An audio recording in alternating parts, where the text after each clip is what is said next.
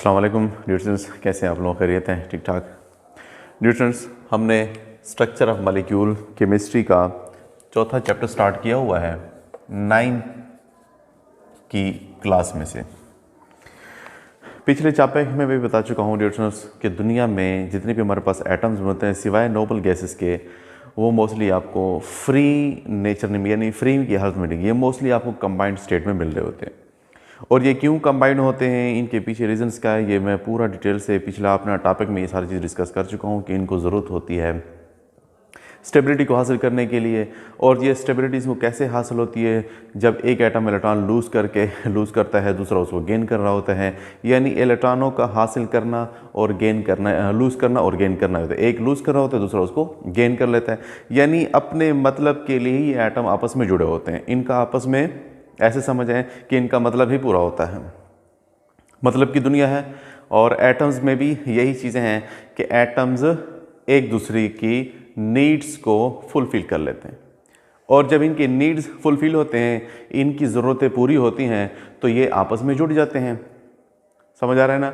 यानी अगर हम एक दूसरे की ज़रूरत को ख्याल करें, उनकी ज़रूरियात को पूरा कर लें, इंसानों के नेचर में भी है, तो ज़ाहिर बात है आपस में जुड़ना हो जाएगा और बॉन्ड मजबूत हो जाएगा। तो एटम्स भी न्यूट्रॉन्स अपनी ज़रूरत को पूरा करने के लिए, इलेक्ट्रॉनों को हासिल करने के लिए एक दूसरे के साथ जुड़े होते हैं। अब तो आज जो हमारे पास जो टॉपिक है वो मोस्टली चूँकि आयनिक बॉन्ड की इंफॉर्मेशन में है, और ये नाम से जाहिर है कि आयनिक बॉन्ड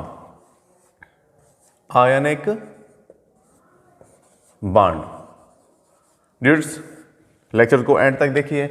वीडियो के आखिर तक इंशाल्लाह मैं आपको बड़े काम की इंफॉर्मेशन आपको बताने वाला हूँ। इसी से रिलेटेड जितने भी आपके एमसीक्यूज़ होंगे नीट में, जीट में, ईटा के हवाले से जितने कम्पिटिटिव एग्जामिनेशन होते हैं, तो आप आसानी से इन चीज़ों को पिक कर सकेंगे। तो नाम से ज़ाहिर है आयनिक बॉन्ड। आयन्स कहते हैं ऐसे एटम्स को जिनके ऊपर चार्ज होता है। एन एटम और group of atom having charge, that charge में बी पॉजिटिव और नेगेटिव। यानी जो एटम इलेक्ट्रॉन लूज़ कर लेता है उसके ऊपर पॉजिटिव चार्ज आ जाता है, और जो उसको हासिल कर लेता है, चूंकि नेगेटिवली चार्ज इलेक्ट्रॉन दूसरे एटम की तरफ जा रहे हैं, क्योंकि इलेक्ट्रॉन के ऊपर नेगेटिव चार्ज होता है, तो दूसरे एटम के ऊपर ऑटोमेटिकली चार्ज आ जाता है जो कि नेगेटिव होता है। इलेक्ट्रॉन चूंकि नेगेटिव है और नेगेटिव जिसकी तरफ जाता है वो नेगेटिवली चार्ज हो जाता है। और जो एटम उसको इलेक्ट्रॉन लूज़ कर रहा है, तो जो एटम लूज़ कर रहे हैं इलेक्ट्रॉनों को, उनके ऊपर पॉजिटिव चार्ज आता है। क्यों? कि एटम्स तो न्यूट्रल होता है न्यूट्रॉन्स हमारे पास, और जितने उसके पास इलेक्ट्रॉन होते हैं उतने ही उसके पास प्रोटॉन होते हैं। यानी जमा चार्ज और नेगेटिव चार्ज इनके ऊपर बराबर होता है। जैसे उनके ऊपर एक माइनस चला जाता है, यानी एक इलेक्ट्रॉन उससे चला जाता है, तो पीछे तो प्रोटॉन यानी ज़्यादा होंगे जमा चार्ज। यानी अगर आपके पास 10 इलेक्ट्रॉन है और 10 प्रोटॉन है, तो एक इलेक्ट्रॉन तो चला गया, तो 9 इलेक्ट्रॉन बच जाएंगे, और एक जमा चार्ज उसके ऊपर इंक्रीज हो जाएगा। पहले इक्वल थे, 10 और 10 बराबर थे, 10 नेगेटिव 10 पॉजिटिव थे। अब एक नेगेटिव चला गया है, तो पीछे क्या रह जाएंगे? 10 पॉजिटिव। अब एक प्रोटॉन बढ़ गया है उसके न्यूक्लियस में, जिसकी वजह से एटम के ऊपर पॉजिटिव चार्ज आ जाता है। उम्मीद है जो आप इस चीज़ों को पिक कर रहे होंगे कि एटम न्यूट्रल होता है, उसके पास नेगेटिवली चार्ज और पॉजिटिवली चार्ज बराबर होते हैं। एक नेगेटिव चला जाता है तो जाहिर बात है उसके ऊपर एक प्लस पॉजिटिव का चार्ज बढ़ जाता है, जिसकी वजह से हम कहते हैं कि जो एटम इलेक्ट्रॉन लूज़ कर लेता है उसके ऊपर पॉजिटिव चार्ज आता है, और जो इलेक्ट्रॉन को जिसके पास चला जाता है वो नेगेटिवली चार्ज है। तो आयनिक बॉन्ड फॉर्मेशन होता है दो आयनों के दरमियान बना हुआ बॉन्ड। इसको अगर आप डिफाइन करें कि the bond which is form by the complete transfer of electron from one atom to another atom is called ionic bond. अब होता क्या है, एक सिंपल सी एग्जांपल ले लेते हैं टेबल साल्ट की, जिसको आप डेली रूटीन में यूज़ करते हैं। खाने वाला साल्ट है, टेबल साल्ट, नमक है। अब इसमें ये कैसे आपस में जुड़े हुए हैं, इनकी क्या मतलब की दोस्ती है, इसको थोड़ा सा डिस्कस करते हैं जोर्स कि यहाँ पर कैसे होता है। अब यहाँ पर सोडियम अपना इलेक्ट्रॉन लूज़ कर लेता है, इसके ऊपर पॉजिटिव चार्ज आता है, और ये इलेक्ट्रॉन गेन कर लेता है, इसके ऊपर माइनस चार्ज आता है। अब जाहिर बात है पॉजिटिव और नेगेटिव जो चार्जेस होते हैं फिजिक्स के कानून के मुताबिक, opposite charges attract each other while similar charges repel each other. यानी अगर पॉजिटिव होंगे तो वो एक दूसरे को रिपेल करेंगे, इस तरह। और अगर अपोजिट चार्जेस होंगे तो वो एक दूसरे को अट्रैक्ट करेंगे। और जिस तरह बिल्कुल अगर आप मैग्नेट की बात कर लें तो मैग्नेट के इसी तरह के दो पोल्स होते हैं इंडियन हमारे पास, एक साउथ पोल एक नॉर्थ पोल।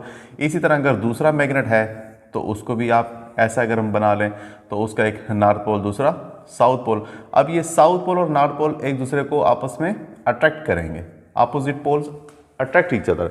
जिस तरह मैग्नेट अट्रैक्ट करते हैं इसी तरह जब ये कंप्लीट ट्रांसफ़र हो जाता है, इलेक्ट्रॉन एक से दूसरे के ऊपर चला जाता है तो इनके ऊपर चार्जेस आ जाती हैं और चार्ज बॉडीज डियर स्टूडेंट्स एक दूसरे को अट्रैक्ट करेंगी या रिपेल करेंगी। और अगर अपोजिट चार्जेस आ जाती हैं तो वो एक दूसरे को अट्रैक्ट करेंगे। इसी अट्रैक्टिव फोर्सेस का नाम ही आयनिक बॉन्ड है कि the attractive force which hold this atoms together.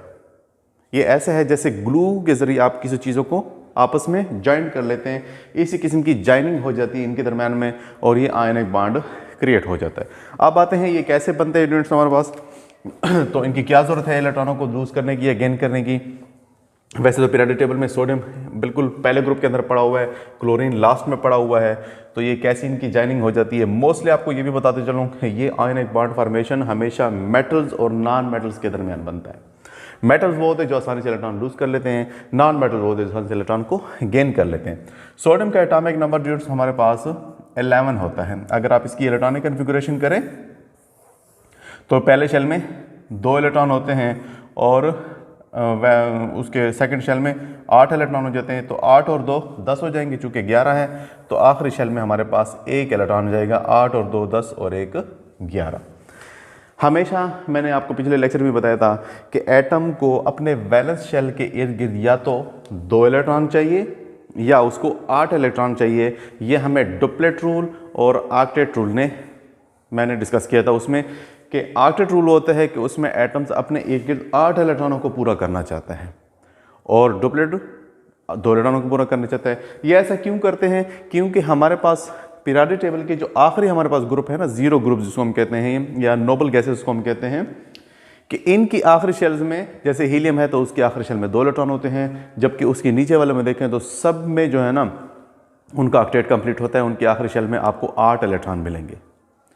तो जो उनको चाहिए उनको पूरा हो चुका होता है, जिसकी वजह से वो नोबल होते हैं। नोबल इसको किस लिए कहते हैं? नोबल इंग्लिश कहते हैं शरीफ को, कि ये एक दूसरे के साथ रिएक्ट ही नहीं करते। शरीफ का मतलब होता है कि इनकी रिएक्टिविटी बिल्कुल कम है, इनको इलेक्ट्रॉन जो इनको चाहिए वो उनके पास होते हैं। जाहिर बात है इनके जो चीज़ जिस बंदे को चाहिए अगर वो उसको मिल जाए तो वो उसको हासिल करने की कोशिश क्यों करेगा जो ऑलरेडी उसके पास मौजूद हो। तो यहाँ पर इनके पास आखिरी शेल में तो 1 इलेक्ट्रॉन है, अब इनको 7 इलेक्ट्रॉन कोई नहीं दे सकता। तो जाहिर बात है इसको ये इलेक्ट्रॉन ये दूसरे एटम को दे देता है और इसके नीचे वाले शेल के अंदर 8 इलेक्ट्रॉन फुलफिल हो जाते हैं, बराबर हो जाते हैं, बिल्कुल नोबल गैसेस की तरह। तो ये इनकी नेचर में है मेटल्स के कि ये मोस्टली इलेक्ट्रॉन लूज कर लेते हैं। अब अगर क्लोरीन की हम बात करें तो क्लोरीन का एटॉमिक नंबर हमारे पास चूँकि 17 है तो उसका ये न्यूक्लियस, उसका पहला शेल, दूसरा शेल, तीसरे शेल भी बात करें तो 17 इलेक्ट्रॉन हमने पूरे करने। पहले शेल में 2 हो जाएंगे, दूसरे में 8 हो जाएंगे और आखिरी में 7 हो जाएंगे। अब इसको 1 इलेक्ट्रॉन चाहिए डियर स्टूडेंट्स, ये अपना 1 इलेक्ट्रॉन उसको देगा तो उसके तो 8 बराबर हो जाएंगे और ये एक लूज कर देगा तो ये पूरा शेल हमारा ख़त्म हो जाएगा ये वाला, और इसके आखिरी जो शेल होगा उसके भी हमारे पास 8 इलेक्ट्रॉन पूरे हो जाएंगे। तो 8 इसके इक्वल हो जाते हैं, 8 उसमें आ जाते हैं, जिसकी वजह से ये एटमों के ऊपर अपोजिटली चार्ज हो जाते हैं। उसके ऊपर नेगेटिव चार्ज आ जाता है, उसके ऊपर पॉजिटिव चार्ज आता है इस किस्म का। तो ये इन अपोजिट चार्जेस की वजह से एक दूसरे के साथ अट्रैक्टिव फोर्सेस के ज़रिए आपस में जुड़े हुए होते हैं, बॉन्ड बना लेते हैं। बिल्कुल यही फिनोमेना होता है। अगर आप मैग्नीशियम ऑक्साइड की अब बात कर लें, मैग्नीशियम ऑक्साइड, मैग्नीशियम ड्यूरेशन हमारे पास उसका एटॉमिक नंबर 12 होता है। एटॉमिक नंबर इसका मैग्नीशियम का 12 है।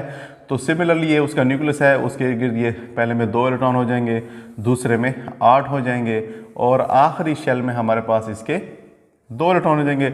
8 और 2 10 और 2 12 हो जाएंगे।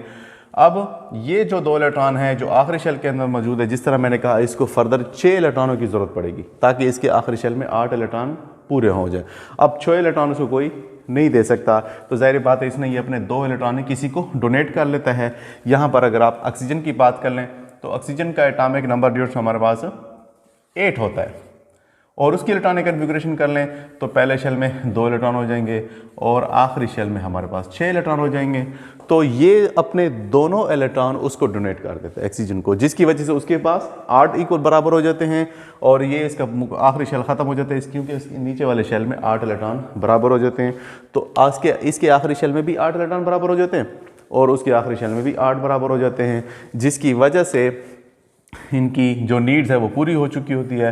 मैग्नीशियम अपने 2 इलेक्ट्रॉन लूज़ करके उसके ऊपर +2 आ जाता है और ऑक्सीजन अपने 2 इलेक्ट्रॉन गेन कर लेता है और उसके ऊपर -2 आ जाता है। अब इनके ऊपर चार्जेस भी जो हमारे पास बिल्कुल इक्वल होते हैं, जितने ये इलेक्ट्रॉन लूज़ करेगा उतने ही वो गेन करेगा। इसके ऊपर +2 आ चुका है 2 इलेक्ट्रॉन लूज़ करने के बाद और उसके ऊपर चूँकि 2 इलेक्ट्रॉन उसने गेन कर लिए तो उसके ऊपर -2 का चार्ज आ जाता है। बिल्कुल सिमिलर से आप किसी भी बहुत सारे इसके एग्जांपल्स हैं। कैल्शियम क्लोराइड को आप देख लें तो कैल्शियम हमारे पास उसका एटॉमिक नंबर 20 होता है। इलेक्ट्रॉनिक कन्फिगरेशन करें तो ये अपने 2 इलेक्ट्रॉन लूज़ कर लेता है और क्लोरीन को चूँकि यहाँ पर बता चुका हूँ कि उसको 1 इलेक्ट्रॉन चाहिए होता है, तो यहाँ पर 2 क्लोरीन होते हैं, ये 2 इलेक्ट्रॉन लूज़ कर रहे होते हैं, तो क्लोरीन के यहाँ पे 2 एटम्स इसके साथ ऐसे जुड़े होते हैं और हर एक क्लोरीन को एक इलेक्ट्रॉन मिल जाता है इस कैल्शियम से और उनके इस तरह से कम्बिनेशन होने के बाद यहाँ पर उनके जो नीड्स है आखिरी शेल में उसके 8 इलेक्ट्रॉन बराबर हो जाते हैं।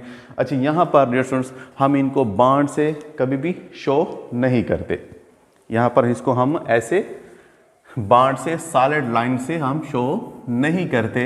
याद रखना, इसको चूँकि ये कंप्लीट ट्रांसफ़र हो जाता है इलेक्ट्रॉन का एक इसके ऊपर इलेक्ट्रॉन, तो यहाँ पर एक अट्रैक्टिव फोर्सेस क्रिएट हो जाती हैं इनमें।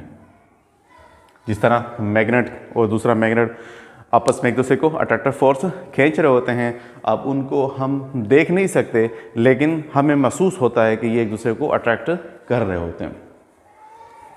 तो ये है डियर्स हमारे पास आयनिक बॉन्ड फॉर्मेशन के अंदर। उम्मीद है आप इन चीज़ों को पिक कर लेंगे। फिर भी अगर किसी चीज़ में मसला हो तो लाजमी कमेंट सेक्शन में मुझे कमेंट करें और लाजमी वीडियो को लाइक करते जाएगा और वीडियो को लाइक करें और लाजमी